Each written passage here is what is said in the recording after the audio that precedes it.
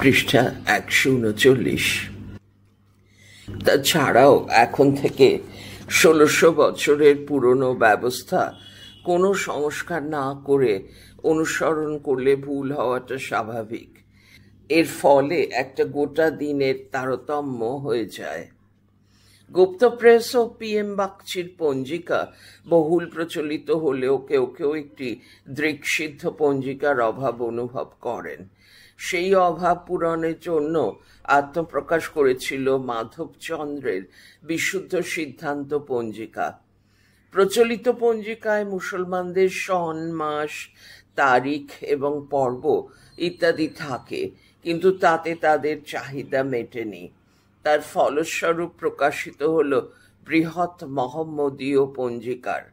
এই পঞ্জিকার ভূমিকায় সংকলক বলেছেন উদ্ধৃতি শুরু, হে পরম কারুণিক দয়াময় আল্লাহ তাআলা, তোমার সৃজিত দিন রাত্রি, ঋতুপক্ষ, মাস, তিথি ও অন্যান্য জ্ঞাতব্য বিষয় এবং তোমার উপাসনা ও আরাধনায় নিয়ম পদ্ধতি সংক্ষেপে বর্ণনা করিব। মুসলমানগণ পৌত্তলিকতা মূলত পঞ্জিকাদি ব্যবহার করিতেছে, ফলিত জ্যোতিষে বিশ্বাস স্থাপন করিয়া তোমার আদেশের বিপরীতাচরণ করিতেছে। এ ক্ষুদ্র দীনহীন অকিঞ্চন তাহাদিগকে সেই ভ্রান্ত মত হইতে তোমার অভিলষিত ও অনুমোদিত ন্যায়পথ প্রদর্শন জন্য এই কার্যে প্রবৃত্ত হইল। পৃষ্ঠা ১৪০। অতএব তুমি এই ক্ষুদ্র হৃদয়ে বল প্রদান করো। তোমা ব্যতীত উদ্দেশ্য সিদ্ধ হইবার কিছুমাত্র সম্ভাবনা নাই। এই পুস্তক যদি ভ্রম থাকে, কোনো ধর্ম বিগর্হিত কথা সন্নিবিষ্ট হইয়া থাকে, তোমার এই দীন অভাজন বান্দাকে তজ্জন্য ক্ষমা করিবে। নারী উদ্ধৃতি শেষ। সূর্য সিদ্ধান্ত সারা পৃথিবী জ্যোতির্বিজ্ঞানের ইতিহাসে একটা অবিস্মরণীয় আবিষ্কার। যে সময় সূর্য সিদ্ধান্ত রচিত হয়েছিল সে আমলে ওই গ্রন্থানুসারে গ্রহ অবস্থান গণনা অনেকটা নির্ভুল হতো, কিন্তু আজকের যুগে ওই গণনার বহু ভুল দেখা যায়। অদৃক্সিদ্ধ পঞ্জিকার মূল তথ্যাদি গণনা আজও সূর্য সিদ্ধান্ত মেনে চলছে, যার ফলে ওইসব পঞ্জিকায় লিখিত গ্রহাবস্থান ও মহাকাশে দৃশ্য গ্রহাবস্থানে ভিন্নতা লক্ষ্য করা যায়। পঞ্জিকার প্রধান অঙ্গ হল তিথি। এই তিথি সম্পর্কে অদৃক্সিদ্ধ যে তত্ত্বের উপর নির্ভর তা হচ্ছে বান বৃদ্ধি রসক্ষয়। এর অর্থ হচ্ছে তিথি বৃদ্ধি ৬৫ দণ্ডের বেশি হবে না এবং তিথি হ্রাস ৫৪ দণ্ডের কম হবে না। কিন্তু এর ফলে প্রাচীনের সঙ্গে বর্তমানের পার্থক্য ৬ ঘন্টার কাছাকাছি। এই ভিন্নতার ফলে যে সমস্যা হচ্ছে তার নিরসনের উদ্দেশ্যে ভারত সরকার একটি প্রকল্প হাতে নিয়েছিল ১৯৫২ সালে। এই প্রকল্পের প্রধান ছিলেন ডক্টর মেঘনাথ সাহা। তদানীন্তন প্রধানমন্ত্রী জওহরলাল নেহরু বলেন, quote opens, the present confusion in our own calendar in India ought to be removed. I hope that our scientists will give a lead in this matter. Bracket opens. This message given in the inaugural meeting of the Calendar Reform Committee at New Delhi, 1953. Bracket closes, stop, unquote. Dr. Meghnad Shah Bolen quote opens.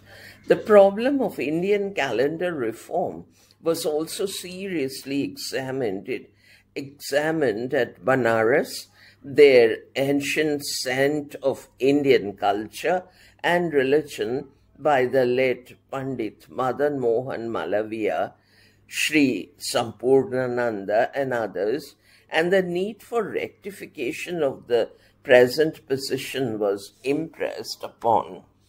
Stop, unquote. এই committee 1955 খ্রিস্টাব্দে ভারতের জন্য এক জাতীয় পঞ্জিকা এবং দৃকসিদ্ধ গণনানুসারে পঞ্জিকা তৈরির কথা বলেন। ওই সিদ্ধান্ত ভারত সরকার সাদরে গ্রহণ করেন। 1957 খ্রিস্টাব্দে 22 মার্চ থেকে রাষ্ট্রীয় পঞ্চাঙ্গ চালু হয়। পৃষ্ঠা 141। তারপর প্রতি বছর বিভিন্ন ভাষায় রাষ্ট্রীয় পঞ্চাঙ্গ এবং ইন্ডিয়ান অ্যাস্ট্রোনমিক্যাল এফিমেরেসিস নিয়মিত প্রকাশিত হতে থাকে। তাদের নির্ধারিত বিধি ব্যবস্থা অনুসারে ভারত সরকার অফিস, আদালত ইত্যাদি ছুটি ঘোষণা করে থাকে। দক্ষিণ ভারতের মাদ্রাজ শহরে, কালাহান্ডি, রাজামন্দ্রি এবং কাঞ্জিপুরম শহরে নানা আলোচনা সভার পর দৃকসিদ্ধ রীতি অনুসারে পঞ্জিকা প্রকাশ করেন।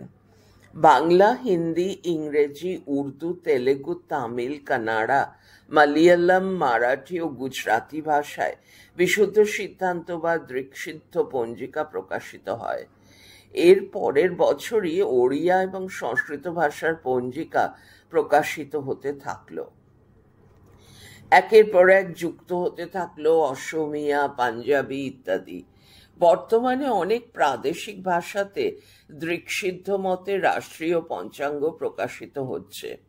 গণনা পদ্ধতির বিচ্ছিন্নতা শুধুমাত্র লৌকিক ও ধর্মীয় ক্রিয়াকর্মেই জটিলতা সৃষ্টি করেনি, রাজনৈতিক, সামাজিক এবং সাংস্কৃতিক জীবনেও এর প্রভাব পড়েছে। পঞ্জিকা সৃষ্টি নানান জটিলতা এবং বিভ্রান্তি দূরীকরণের জন্য পঞ্জিকা সংস্কারের উদ্দেশ্য নিয়ে দেশের বিভিন্ন প্রদেশে এক প্রচেষ্টা শুরু হয়। এই প্রচেষ্টা কখনো কখনো আন্দোলনের আকার নেয়।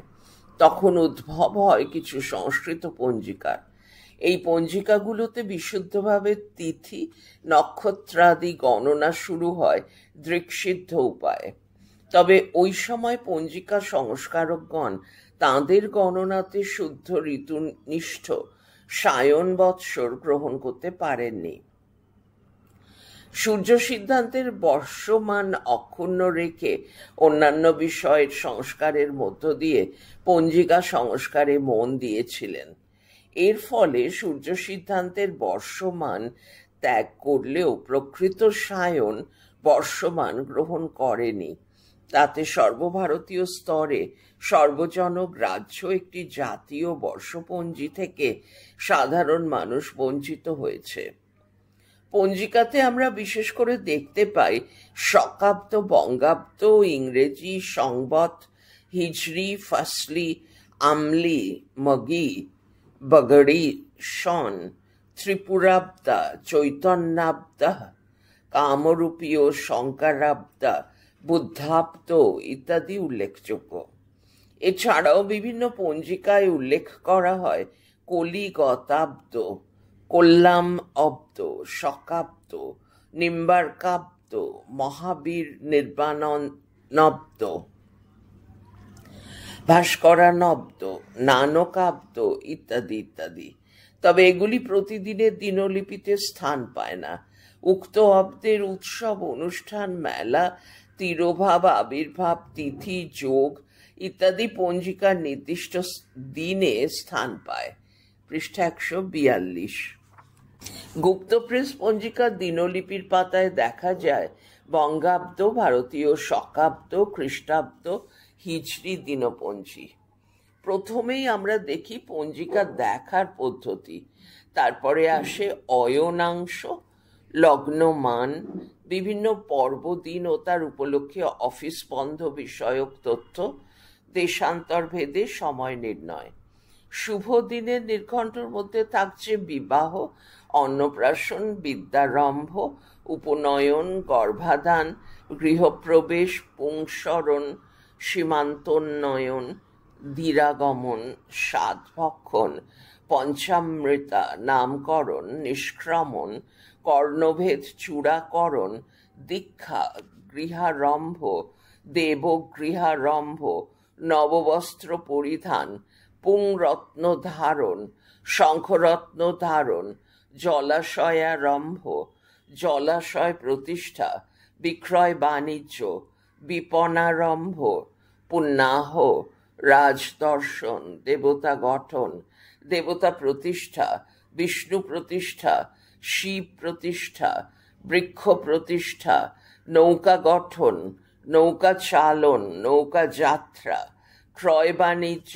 ঔষধকরণ, ঔষধ সেবন, গ্রহ পূজা, শান্তি সস্তয়ন, আরোগ্য স্নান, জল প্রবাহ, বীজ বপন, বৃক্ষাদি রোপণ, ধান্য রোপণ, ধান্য ছেদন, ধান্য স্থাপন, ধান্য নিষ্ক্রমণ, নাট্যারম্ভ, নবান্ন, জপ শ্রাদ্ধ, নবদক শ্রাদ্ধ, বীজ সংগ্রহ, ঋণ দান, ঋণ গ্রহণ, অষ্টশ্রাদ্ধ, লক্ষ্মী পূজা, পালনিয়া, ষষ্ঠী, লগ্ন নিরূপণ ইত্যাদি। হরপার্বতী সংবাদে থাকছে বিভিন্ন গ্রহ নক্ষত্র অবস্থানকালে দেশের মেঘ, বৃষ্টি, ফসল, প্রাণী, উদ্ভিদ, জীব, জড়ের অবস্থান সম্পর্কে জ্ঞাপন, রাশির আয় ব্যয় সঞ্চয়, 12 মাসের 12 রাশির মাসভিত্তিক ফল, তারপরে লোকের ব্যক্তিগত বর্ষফল, লগ্নফল নিরূপণ, তারপর থাকে পৃথিবীর বিভিন্ন গুরুত্বপূর্ণ দেশের বর্ষফল। এরপরেই চলে আসে পঞ্জিকার মূল বিষয়, বার, তিথি, নক্ষত্র, করণ ও যোগ বিষয় জ্ঞাপন।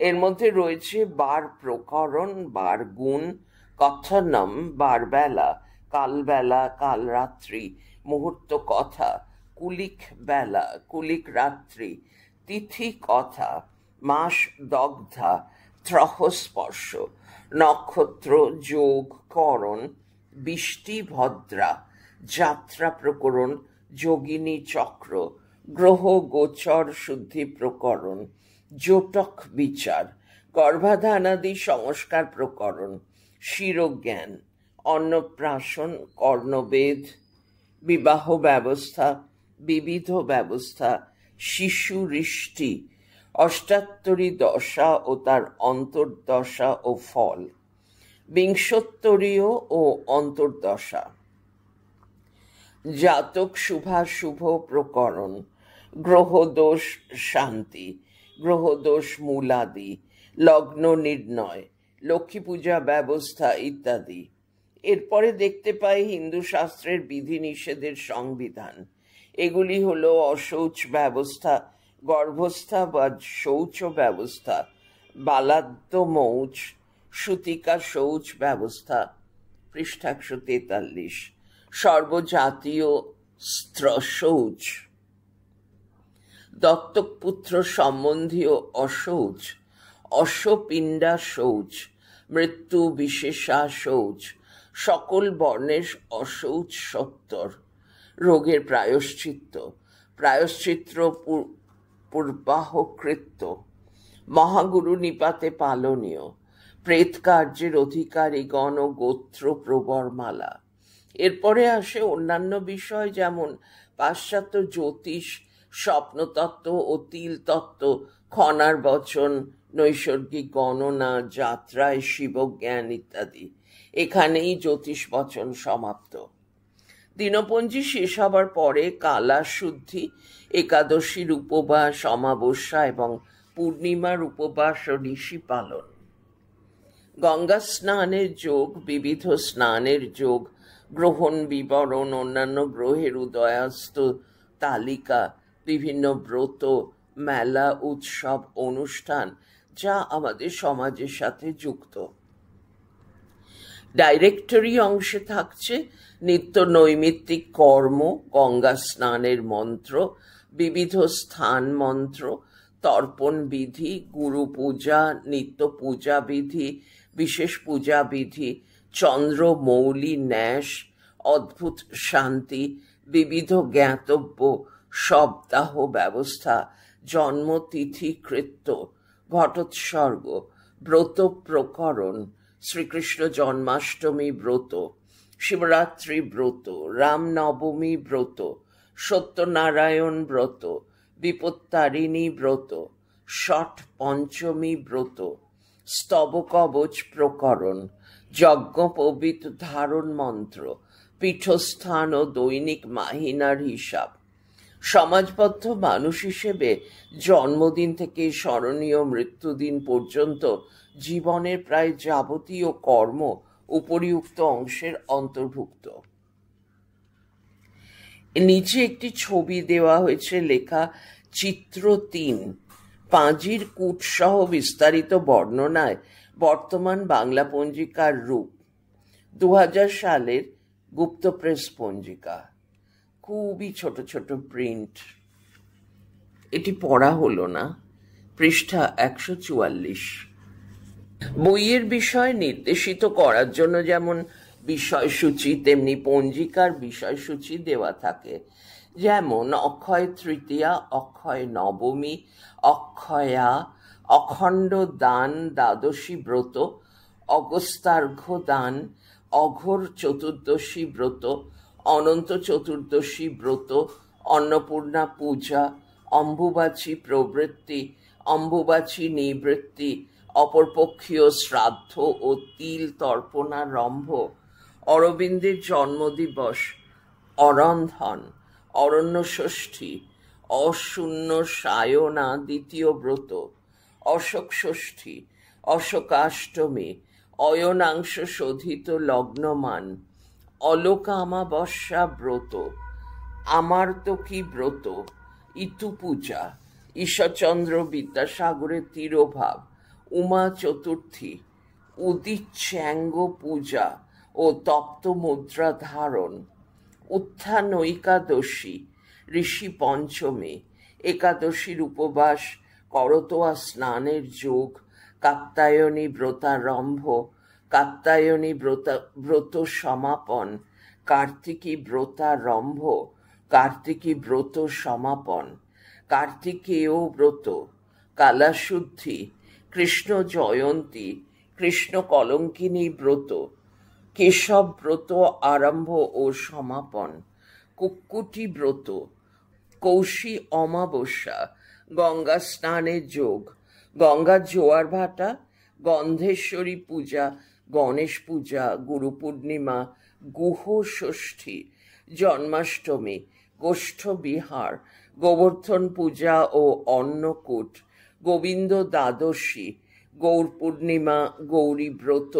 গ্রহণ বিবরণ, ঘণ্টাকর্ণ পূজা, চড়ক পূজা, চন্দন যাত্রা, চন্দ্রগ্রহণ, চম্পক চতুর্দশী ব্রত, চাতুর্মাস্য ব্রতারম্ভ ও সমাপন, জগদ্ধাত্রী পূজা, জল সংক্রান্তি ব্রত, জহ্ন সপ্তমী বা জাহ্নবী পূজা, জামাই ষষ্ঠী, জিতাষ্টমী, জৈন পর্ব, ঝুলন যাত্রারম্ভ ও সমাপন, তাল নবমী, ত্রিলোচনাষ্টমী, ত্রিস্পৃশা মহাদ্বাদশী, ত্রহস্পর্শ, দমনকারো পণ্যোৎসব, দশরথ ব্রত, দশহরা গঙ্গা পূজা, দধি সংক্রান্তি ব্রত, দ্বাদশ গোপালের পাঠ, দ্বাদশ যুগাধ্যা, দীপান্বিতা কৃত্য, দুর্গা ষষ্ঠী, দুর্গা পূজা ও বিজয়া, দুর্গা নবমী, দুর্গাষ্টমী, দয়হস্যু বয়রেফ আকার, মধ্যাহ্ন শয়টয় ময় দীর্ঘই, দুর্বাষ্টমী, দূত প্রতিপদ, দেশান্তর ভেদের সময় নির্ণয়, দেশবন্ধু ও আচার্য প্রফুল্লচন্দ্রের স্মৃতি তর্পণ, দোলযাত্রা, ধর্মঘট ব্রত, নন্দোৎসব, নববর্ষারম্ভ, নবরাত্রিক ব্রতারম্ভ, নষ্টচন্দ্র দোষ বিনাশ মন্ত্র, নাগ পঞ্চমী, নীলের পূজা ও উপবাস, নৃসিংহ চতুর্দশী, নেতাজির জন্মদিবস, পক্ষবোধিনী মহাদ্বাদশী,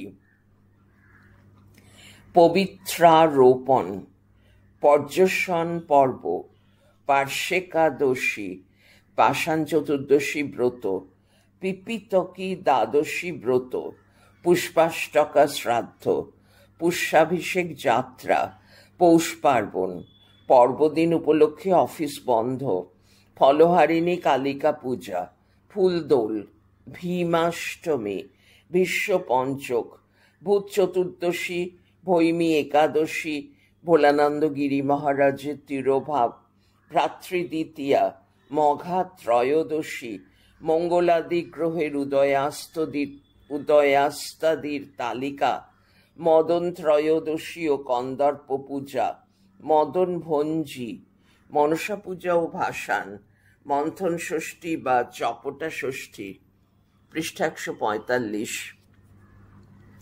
মনোরথ দ্বিতীয়া ব্রত, মধুকৃষ্ণা ত্রয়োদশী, মন্বন্তরা, মহাত্মাজির জন্মোৎসব, মহানন্দা নবমী, মহালয়া, মাঘ সপ্তমী, মান চতুর্থী, মাংসাষ্টকা, মিত্র সপ্তমী, মৃগনেত্রা, যুগাদ্দা, ষটন্তী কালিকা পূজা, রথযাত্রা ও পূর্ণিমা যাত্রা, রবীন্দ্রনাথের জন্মোৎসব ও তিরোভাব, রম্ভা তৃতীয়া ব্রত, রক্ষা পঞ্চমী, রাখি পূর্ণিমা, রাধাষ্টমী, রামকৃষ্ণ পরমহংসদেবের জন্মোৎসব, রামনবমী ব্রত, রাসযাত্রা, রুক্মিণী দ্বাদশী ব্রত, লক্ষ্মী পূজা, ললিতা সপ্তমী, লুণ্ঠন ষষ্ঠী, বক পঞ্চক, বঙ্কিমচন্দ্রের আবির্ভাব দিবস, বরদা চতুর্থী, বুরাহ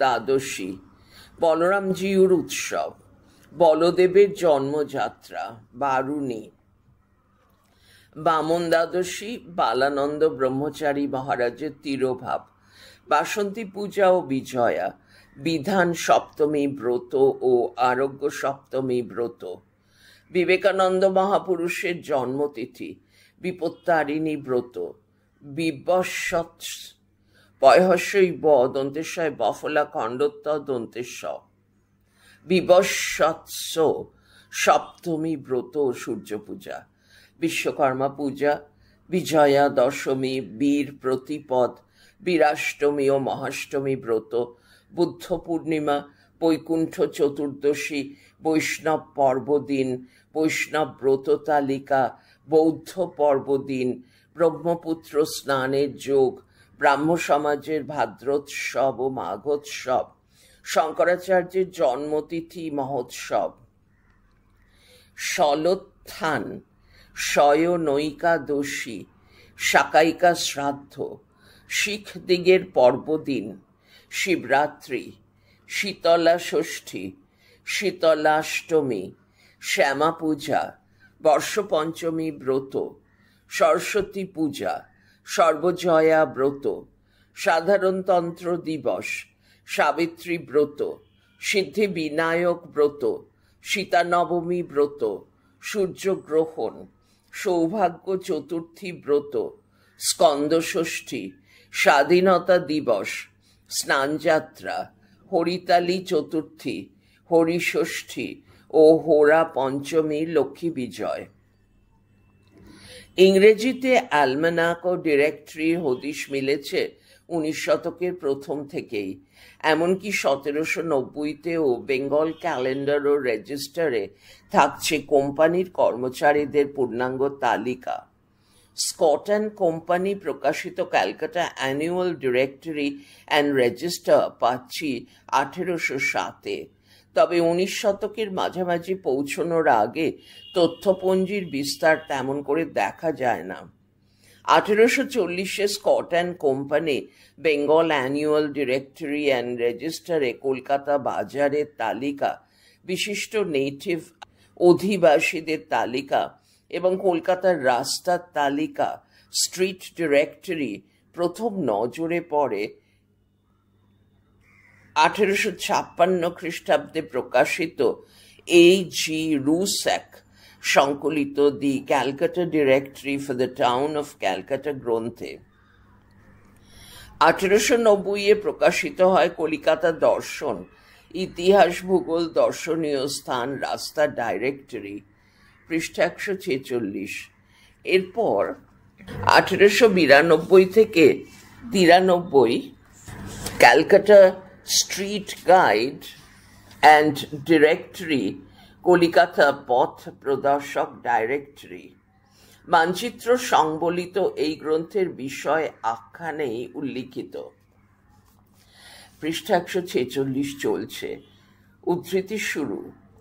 ইহাতে স্ট্রিট, রোড, লেন, গলি প্রভৃতির বাটির নম্বর, নিবাসী, বাসিন্দা, অফিসের কর্মচারীদের নাম ও বেতন, গুদাম, কলকারখানা, দোকান, দিঘি প্রভৃতির নাম বিশেষ লিখিত আছে। সম্পাদক ও প্রকাশক প্যারীমোহন তাঁর ভূমিকায় লিখেছেন, অধুনা এই মহানগরীর লোকসংখ্যা, বসতবাটি ও পথসমূহ এত বহুল হইয়াছে যে নবাগতা বিদেশীর, অধিকন্তু শহরের বনিয়াদি বাসিন্দার পক্ষে ওই সকল নির্ণয় করা দুরূহ ব্যাপার সন্দেহ নাই। আমি এই সমুদয় অনুধাবন করিয়া কলিকাতা পথপ্রদর্শক নাম বহু ব্যয়সাধ্য এই পুস্তক সংকলক কার্যে হস্তক্ষেপ করিয়াছি। নারী উদ্ধৃতি শেষ। এরপর থেকেই এই ধরনের ডাইরেক্টরি প্রবেশ করেছে পঞ্জিকার পাতায় পাতায়। দৈবজ্ঞের কাছে গিয়ে বা ডেকে এনে বর্ষফল শোনার দিন তখন ফুরিয়েছে। পঞ্জিকা পড়েই দৈনিক কৃত্যপালন সম্ভব হচ্ছে। এই পঞ্জিকার মাধ্যমেই দেশীয় ক্রেতাদের সঙ্গে অ্যালমানাক এবং ডাইরেক্টরি তথ্যের দুস্তর ব্যবধান ক্রমশ কমে আসতে লাগলো। শাসক সম্পর্কে নানা তথ্য, তাদের কাজকর্ম, নিয়মকানুন, ব্যবহার বিধি সকলই বাংলা পঞ্জিকায় ধীরে ধীরে অন্তর্ভুক্ত হতে লাগলো। যা এতদিন ছিল মুষ্টিমেয় কিছু সরকারি বা আধা সরকারি শিক্ষিত লোকের মধ্যে সীমাবদ্ধ। এদের কাছ থেকে লোকমুখে শুনে শুনে জনসাধারণের কাছে পৌঁছাতো কুয়াশাচ্ছন্ন আকারে। এই ব্যবধান কাটিয়ে তুলল বাংলা পঞ্জিকা। 1825 সালের পঞ্জিকায় আদালতের ফি, ডাকের মাসুল ইত্যাদি এবং 1835 সালের পঞ্জিকায় পুরাণাশ্রিত ভারতের ঐতিহাসিক ও ভৌগোলিক পরিচয়, পর্বে অফিস কাছারির ছুটি, গঙ্গার জোয়ার ভাটা, কোম্পানির টাকা ও শিক্ষার বিনিময় হার ইত্যাদি বাংলার লোকসমাজ সাদরে গ্রহণ করতে শুরু করলো এবং এই ধারাটিকে তারা নিজেরাই পঞ্জিকা পড়ে তথ্য পেতে থাকলো। নানা বিষয়ে নানা তথ্য চলে এলো হাতের মুঠোয়। ধর্মীয় বিধি নিষেধ, দিনক্ষণ, নিয়মকানুন ও তার ব্যবহার বিধির সঙ্গে সঙ্গেই বঙ্গ সংস্কৃতিতে যুক্ত হলো এক নতুন গণমাধ্যম। এ প্রসঙ্গে স্মরণীয় সে সময়ের সংবাদপত্রের মন্তব্য: উদ্ধৃতি শুরু, পৃষ্ঠা 147। ইন্ডিয়া ডাইরেক্টরি শ্রীযুক্ত PM বাগচি মহাশয়ের ডাইরেক্টরি পঞ্জিকা 2 খণ্ড আমরা উপহার পাইয়াছি। গ্রন্থখানি যে অতি উপাদেয় হইয়াছে তাহাতে আর কোনো সন্দেহ নাই। ইহাতে পঞ্জিকার নিত্য প্রয়োজনীয় জ্ঞাতব্য সকল বিষয় অতি বিশদ ও বিস্তৃতভাবে আলোচিত হইয়াছে। বাঙ্গালা ভাষায় এরূপ গ্রন্থ প্রচলনের চেষ্টা এই প্রথম হইলেও বাগচি মহাশয়ের প্রয়াস যে সম্পূর্ণরূপে সফল হইয়াছে তাহা সকলেই এক বাক্যে স্বীকার করিবেন।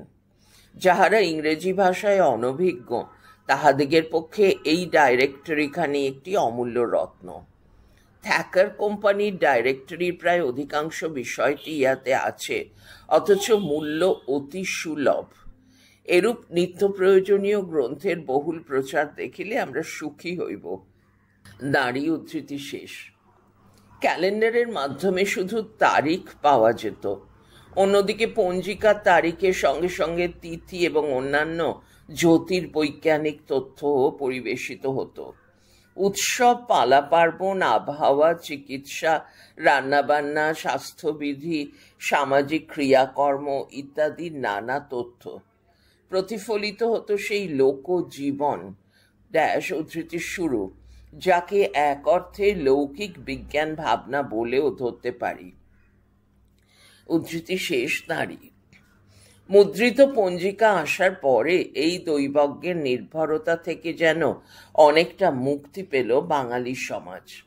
তবে এই দৈবজ্ঞ গোষ্ঠী মুদ্রিত পঞ্জিকার প্রচুর পরিমাণে বিরোধিতা করেছে। মুদ্রণ যন্ত্রের সঙ্গে মুদ্রিত পঞ্জিকার বিরুদ্ধেও অপপ্রচার চালিয়েছে। শেষ পর্যন্ত মুদ্রিত পঞ্জিকা বাঙালি সমাজে প্রতিষ্ঠা পেল। ভারতবর্ষের স্বাধীনতার ইতিহাসের সঙ্গেও জড়িয়ে আছে তিথির গণনা। ক্ষমতা হস্তান্তরের এই তারিখটা ঠিক করেছিলেন লর্ড মাউন্টব্যাটেন। ভারতীয় জ্যোতিষ মতে অবশ্য তিথিটি ছিল অশুভ, ফলে 14 অগস্ট মধ্যরাতে স্বাধীনতা উৎসব শুরু হয়। সংবাদের বিস্তার লাভ সেই প্রাচীনকালেও ছিল, এখনো আছে, আর ভবিষ্যতেও থাকবে। তবে এই চলাচলের বিস্তার নির্ভর করে মাধ্যমের উপর। বর্তমান সময়ে এসে সংবাদবাহকের নাম দেওয়া হয়েছে গণমাধ্যম, যাকে বলতে পারি জনসাধারণের মধ্যে প্রচার বাহক। মুদ্রণযন্ত্র আবিষ্কারের পর থেকে আমূল পরিবর্তন এলো এতে। যে জিনিস অতি অল্প সময়ে অধিক মানুষের কাছে পৌঁছাতে পারে তাকেই বলি শ্রেষ্ঠ বাহক। বাংলার অল্প শিক্ষিত, উচ্চশিক্ষিত কৃষক, তাঁতি, চাকুরে, ব্যবসায়ী, মজুর, ধর্মীয় ব্যক্তিবর্গ, সম্প্রদায়, পৃষ্ঠা 148, ইত্যাদি সবার কাছে তথ্য পৌঁছানোর প্রধান ভূমিকা নিয়েছিল পঞ্জিকা। 19 শতকে সবার ঘরে ঘরে বছরের প্রথম দিকেই ধর্মীয় অভ্যাসের অনুষঙ্গে খবরের বোঝা নিয়ে হাজির হয়ে যেত একটি ছোট্ট পঞ্জিকা।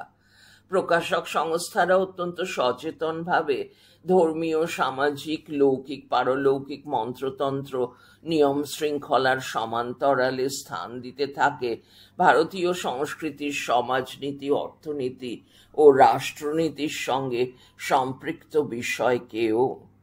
প্রকাশনার এই প্রয়াস পঞ্জিকাকে পৌঁছে দিয়েছে জনপ্রিয়তার স্বর্ণ শিখরে।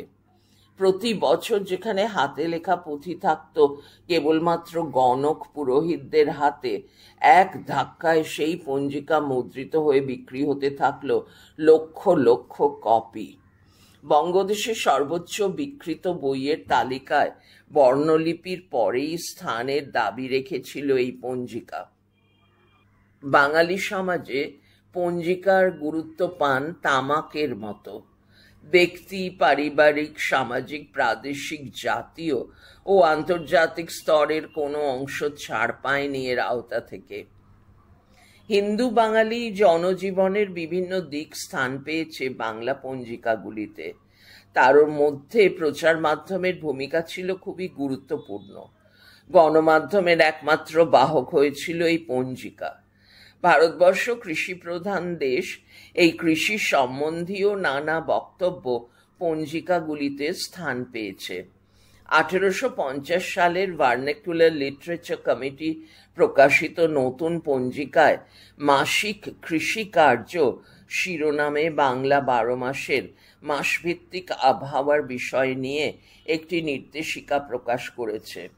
এতে বলা হয়েছে, ড্যাশ উদ্ধৃতি শুরু, বৈশাখ মাসের কার্য, এই মাসে সূর্য প্রচণ্ড রূপে তেজ বর্ষণ করুন, পূর্বভূমি সকল নিরস করেন, বৃক্ষাদি পৃথিবীর রূঢ় সমুদায় জীব ও পদার্থ ম্রিয়মান হইয়া উঠে। পৃথিবীর এই নিরসাবস্থায় বীজ রোপণ করা অবহিত, কারণ তাহা জলের সহিত সংস্পর্শে না হইলে কদাচ অঙ্কুরিত হইতে পারে না। অতএব তৎকর্মে এই মাসে কৃষকের ক্ষান্ত থাকা আবশ্যক। পরন্তু বীজ বপন করিবার জন্য এই মাসে ক্ষেত্র সকল লাঙ্গলের দ্বারা কর্ষণ করিয়া এমত প্রস্তুত রাখা উচিত, যাহাতে ওই ক্ষেত্র সকল শুষ্ক হইয়া বর্ষার জল পাইলে তেজস্কর হইতে পারে। অন্যান্য বৃক্ষাদি রোপণ করিবার জন্য এই মাসে খাত খনন করিয়া রাখা কর্তব্য। যদিও এই মাসে বীজ রোপণ করা অনুচিত, তথাপি বৃক্ষের শাখা ছেদ করিয়া এক বালুকাপূর্ণ চৌকায় পুঁতিয়া এক কাচ পাত্রাচ্ছাদন করিয়া দিলে অবশ্যই সর্বসময় চারা উৎপন্ন হইতে পারে। পৃষ্ঠা 149। তাহার নিয়ম নিম্নলিখিত কতিপয় পংক্তিতে প্রকাশ করিতেছে। উক্ত চৌকার চতুষ্পার্শ্বে ইষ্টক দিয়া নির্মিত করিবেক এবং তাহার ভিতর প্রথমত ঝামা দ্বারা পূর্ণ করিয়া পরে কিঞ্চিন মাত্র মৃত্তিকা দিয়া তদুপরি সমুদয় স্থান বালুকাতে পরিপূর্ণ করিবে। ইহার উপরই শাখাখণ্ড সকল 3 অঙ্গুলি পরিমাণে পুঁতিবে এবং তাহার গোড়াতে অন্য এক খোঁচার দ্বারা এমতে বালি ঠাসিয়া দিবে, যাহাতে ওই সকল সহজে উৎপাটিত না হয়। কাচ পাত্রাচ্ছাদন করতে তদুপরি দর্মা কিংবা অন্য উপায়ের দ্বারা সূর্যের তেজ হইতে ওই সকল রক্ষা করা কর্তব্য এবং প্রতিদিন সায়ংকালে তাহাতে জল দেওয়া আবশ্যক। শাখা ছেদ করিবার সময়ে এরূপ সাবধান হওয়া কর্তব্য, যাহাতে শাখা খণ্ডের অগ্রভাগ ভোতা না হয়। এই খণ্ড সকল অর্ধহস্ত পরিমাণে কাটিয়া পুঁতিবে। এরূপ করিলে অনেক জাতি বৃক্ষ উৎপন্ন হইতে পারে। তারই উদ্ধৃতি শেষ। আজ থেকে শতাধিক বছর আগে এভাবেই বঙ্গীয় কৃষক সমাজের উদ্দেশ্যে সাহায্যের হাত বাড়িয়ে দিয়েছিল নূতন পঞ্জিকা। এমন করেই সমাজের উন্নয়নমূলক নানা কাজে যুক্ত হয়েছিল পঞ্জিকা সংস্থাগুলো। বিভিন্ন সংস্থার মধ্যে এই ধরনের সমাজ সংস্কারমূলক তথ্য প্রচারের প্রতিযোগিতা শুরু হয়ে যায়। সবাই চাইতো প্রথম নতুন তথ্য প্রচার করতে। এর মূল উদ্দেশ্য অবশ্য ছিল বিক্রি বাড়ানো, কিন্তু এর মাধ্যমেই গড়ে উঠেছে পঞ্জিকার এক সামাজিক পরিসরও। স্বাধীনতার পর থেকে দেশের বিভিন্ন পঞ্চবার্ষিকী পরিকল্পনায় কৃষি ও কৃষি বিষয়ক কর্মসূচির কতটা অগ্রগতি হচ্ছে সে বিষয়ে আলোচনাও ধারাবাহিকভাবে প্রকাশিত হতো। এই ধরনের পরিকল্পনায় বিভিন্ন বিষয়ে গৃহীত হয়েছিল, যেমন সেচ ব্যবস্থা, শক্তি উৎপাদন, কলকারখানার অগ্রগতি, পরিবহন ব্যবস্থা, সমাজ কল্যাণ, প্রতিরক্ষা, শিক্ষা, স্বাস্থ্য, বিদ্যুৎ, বিজ্ঞপ্তি ইত্যাদি ইত্যাদি। এছাড়াও জনগণের উদ্দেশ্যে প্রচার করেছে পরিকল্পনাকে সাহায্য করে নিজেকেই সাহায্য করুন, সঞ্চয় করার প্রয়োজনীয়তা বলে বার্ষিক জমা টাকার সুদের হার বৃদ্ধির তালিকা, মেট্রিক পদ্ধতির ওজন ও মাপ। কারণ ওজনের ক্ষেত্রে প্রচলিত ছিল প্রাচীন পদ্ধতি, যাতে বিনিময়ের হিসাব ছিল জটিল। পৃষ্ঠা 150। দেশীয় ক্রেতা ও বিক্রেতার মধ্যে সমতা আনার একটা কল্যাণমূলক প্রচেষ্টা হিসাবে মেট্রিক পদ্ধতি প্রতিষ্ঠিত হয়। কুটির শিল্প, কাপড়ের কল, দেশলাই, কালি, সাবান, সুগন্ধি দ্রব্য, ঔষধ, স্ট্যাম্প, বিভিন্ন গুণসম্পন্ন যন্ত্রপাতি ইত্যাদি সংবাদ পঞ্জিকার হাত ধরে পৌঁছেছে দেশের প্রতিটি শহরে, নগরে, গ্রামে, প্রান্তরের কোণে কোণে। দেশবাসীকে স্বাস্থ্য সম্বন্ধে সচেতন করে সুস্থ সুন্দর সমাজ গড়তেও পঞ্জিকার ভূমিকা রয়েছে। পাতায় পাতায় দেখতে পাওয়া যায় মানুষের শরীর সম্বন্ধীয় রোগ প্রতিরোধের উপায়, নানা রোগের নানা লক্ষণ, উপসর্গ, নিরাময় বিষয়ক নির্দেশিকা পরিবেশিত হয়েছিল। শিক্ষা সংক্রান্ত বিভাগে চোখ রাখলে দেখা যায় কলকাতা বিশ্ববিদ্যালয়, board of examiner, department of public instruction, medical college, Campbell's medical school, free church institution, oriental seminary, government school of arts, free school, government normal school ইত্যাদি সম্পর্কে যাবতীয় তথ্য পঞ্জিকায় জায়গা পেয়েছে। বিভিন্ন প্রতিষ্ঠানের ঠিকানা, ছাত্র সংখ্যা, মাসিক বেতন, প্রিন্সিপাল, প্রফেসরের নামের তালিকা প্রচারিত হয়েছে। কৃষি, শিল্প, স্বাস্থ্যের মতো শিক্ষার প্রসারেও সরকার যেভাবে সমাজ সংস্কারক হিসেবে ভূমিকা পালন করেছে। আবার পড়ছি, কৃষি, শিল্প, স্বাস্থ্যের মতো শিক্ষার প্রসারেও সরকার যেভাবে ভারতীয়দের জন্য বিশেষ ভূমিকা গ্রহণ করেছে, তেমনি পঞ্জিকাও সমাজ সংস্কারক হিসেবে ভূমিকা পালন করেছে। দেশের সমস্ত জনসাধারণের মধ্যে শিক্ষার চেতনা ছড়িয়ে দিতে পঞ্জিকা কর্তৃপক্ষ আঁধারে আলো নামে মনোগ্রাহী গল্পের আশ্রয় নিয়েছিল। পঞ্জিকার পাতায় পাতায় যখন ব্যবসায়ী বিজ্ঞাপনের ঢল উপচে পড়েছে, তখনও প্রকাশকরা সংকীর্ণ স্বার্থ ত্যাগ করে বৃহত্তর জনসাধারণের স্বার্থে বিনা প্রতিদানেই অমুনাফাজনক বিজ্ঞপ্তি বছরের পর বছর প্রকাশ করেই গেছে। এই প্রচারধারা কোনো একক প্রতিষ্ঠানের মধ্যে সীমাবদ্ধ ছিল না। শিক্ষা বিষয়ে প্রচারে 1967 সালের গ্লোব পকেট আরও এক ধাপ এগিয়ে গিয়েছিল। এই সংখ্যায় অভিধান ইংরেজি হইতে বাংলা শিরোনামে সংযোজিত A to Z ক্রমানুসারে 4000-এরও বেশি ইংরেজি শব্দের বাংলা অর্থ প্রকাশ করে। এই ভূমিকা নিঃসন্দেহে অভিনবত্বের দাবি রাখে। যোগাযোগের ক্ষেত্রেও তথ্য বিতরণ করেছে পঞ্জিকা। আজ স্থলপথে যাতায়াতের সুব্যবস্থা থাকলেও প্রাচীনকাল থেকেই নদীমাতৃক বঙ্গে একটি গুরুত্বপূর্ণ যোগাযোগের মাধ্যম ছিল জলযান। পৃষ্ঠা 151। তাই কলকাতাকে কেন্দ্র করে বিভিন্ন স্থানের জন্য স্টিমারের সময়সূচি দেওয়া হয়েছে পঞ্জিকায়। নদীর জোয়ার ভাটার সময় নদীমাতৃক বঙ্গের ক্ষেত্রে খুবই গুরুত্বপূর্ণ। চন্দ্রের আবর্তন সঙ্গে যুক্ত বলে এর সঙ্গে তিথির সম্পর্ক রয়েছে, তাই জোয়ার ভাটার সময়ও স্থান পেয়েছে পঞ্জিকায়। 1853 খ্রিস্টাব্দে 16 এপ্রিল ভারতীয় ইস্টার্ন রেল চালু হয়। ঠিক তার পরের বছর থেকেই রেলওয়ে গমনের নিয়ম শীর্ষক তথ্য ধারাবাহিকভাবে প্রকাশিত হয়। রেল সম্পর্কে বিবিধ তথ্যের মধ্যে থাকত প্রতিটি প্রধান স্টেশনে আবাস ব্যবস্থা, থাকার নিয়মাবলী, খরচ ব্যবস্থা, পারিতোষিক গ্রহণ করা সম্পর্কিত সতর্কবাণী মামলা, যাত্রী ভাড়া, দূরত্ব, স্টেশনের নাম, রেলের টিকিট সম্পর্কিত তথ্যাবলী।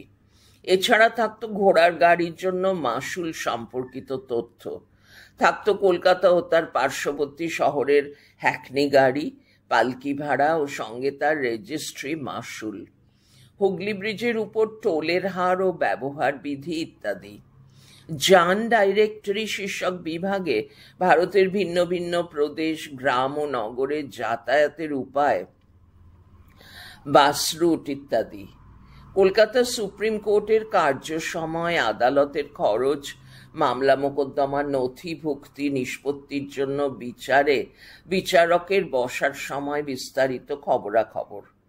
সম্ভবত 1825 সালের পঞ্জিকায় ডাক ব্যবস্থা সম্পর্কিত তথ্য প্রথম প্রকাশিত হয়। ভারতীয় ডাক ব্যবস্থার ক্রমবর্ধমান অগ্রগতির ইতিহাস চর্চায় বাংলা পঞ্জিকার অতুলনীয় অবদান রয়েছে। নির্দিষ্ট দূরত্বে চিঠিপত্র পাঠানোর স্ট্যাম্প খরচা, ন্যূনতম খরচা, দ্রব্য সামগ্রিক ক্ষেত্রে অতিরিক্ত মাশুল ব্যবস্থা সম্পর্কে জনসাধারণকে অবহিত করা হয়েছে। 1918 সালের পঞ্জিকায় পুরো বাংলা প্রদেশের প্রতিটি পোস্ট অফিসের নাম সহ তার পিনকোড দেওয়া হয়েছে। মূল্যবান দ্রব্য সামগ্রী, টাকা, জহরত, অলংকার, সোনা, রূপা প্রভৃতি ডাকে পাঠালে তা চুরি হওয়ার সম্ভাবনা হেতু বাধ্যতামূলক বীমা সম্পর্কিত তথ্য দেওয়া হয়েছে। টেলিগ্রাফের সম্পর্কিত যাবতীয় তথ্য প্রভৃতি প্রকাশিত হয়েছে। প্রশাসন বিভাগে দেখা যায় পরাধীন ভারতের গভর্নর জেনারেলদের কার্যভার গ্রহণের এবং কার্যকালের উল্লেখ, স্টেট সেক্রেটারি, ভাইসরয়, লেফটেন্যান্ট ইত্যাদি।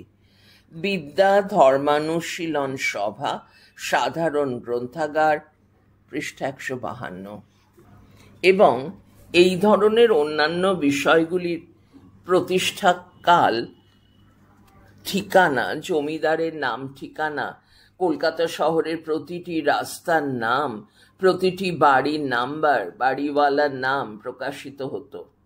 এছাড়াও দত্তকপুত্র গ্রহণ সম্বন্ধীয় সরকারি নিয়মবিধি ছাপা হতো। বাংলার বিভিন্ন জেলা, মহকুমার, বিভাগ, থানা, মিউনিসিপ্যালিটির তথ্য, স্বাধীন ভারতে সবার ভোটদানের গুরুত্ব, ব্যবসায়ীদের আয়ের উপর নির্ধারিত মাশুল, দোকানদারের নাম ঠিকানা, ভারতীয় সমাজের চিরাচরিত পণ প্রথার বিরুদ্ধে প্রচারও প্রকাশিত হতো, যেমন উদ্ধৃতি শুরু, বঙ্গভূমে সমাজের মাঝে কত অত্যাচার দাঁড়ি, হয় নিত্য কত শত সংখ্যা নাহি আর। দুই দাঁড়ি, কে দেখে কে শুনে, কে বা করিছে তাল্লাশ নারী, পণ প্রথা ঘটায়েছে কত সর্বনাশ। দুই দাঁড়ি উদ্ধৃতি শেষ। ছেলে মেয়েদের বিয়ের বয়সকাল, কৌলিন্য প্রথার বিরোধিতা, সমবায় প্রতিষ্ঠানের প্রয়োজনীয়তা, পল্লীগ্রামের উন্নয়নের বার্তা শ্লোকের মতো করে প্রচারিত হতো। হিতকথা নির্দেশিকায় শরীর স্বাস্থ্য, চরিত্র গঠন, সমাজ জাতি ও দেশ গঠনের মতো গুরুত্বপূর্ণ কাজে মন দেওয়ার কথা বলা হয়েছে। সামাজিক অনুশাসন বিষয়ক জন্ম মৃত্যু নিবন্ধনে নির্দেশনামায় কারো সন্তান জন্মালে 8 দিনের মধ্যে এবং মৃত্যু হলেও 8 দিনের মধ্যে সরকার মহাশয়ের খাতায় নিবদ্ধ করার বিধি এবং না করলে তার 100 টাকা জরিমানার বিধি প্রকাশিত হয়েছে। ভ্রমণ পিপাসু বাঙালির জন্য সুবিধা অসুবিধার নানান সতর্কবাণী প্রচারিত হতো। আজ 150 বছরের সীমা ছাড়িয়েও পঞ্জিকা এই ধরনের পরিষেবা থেকে পিছপা হয়নি। এগুলি হলো জনসাধারণের অবগতির জন্য তথ্য প্রচার। এর জন্য প্রকাশন সংস্থাগুলোর সরাসরি কোনো মুনাফা নেই, শুধু তাদের পঞ্জিকাকে জনপ্রিয় করাই ছিল লক্ষ্য। তবে বাংলা পঞ্জিকায় এইসব তথ্য সংযোজনের ক্ষেত্রে সরকারি কোনো উদ্যোগ ছিল না। কেবলমাত্র পঞ্জিকা প্রকাশকদের ব্যবসায়িক উদ্দেশ্য থাকলেও তার পাশাপাশি সামাজিক দায়বদ্ধতার অবদান চিরস্মরণীয় হয়ে আছে।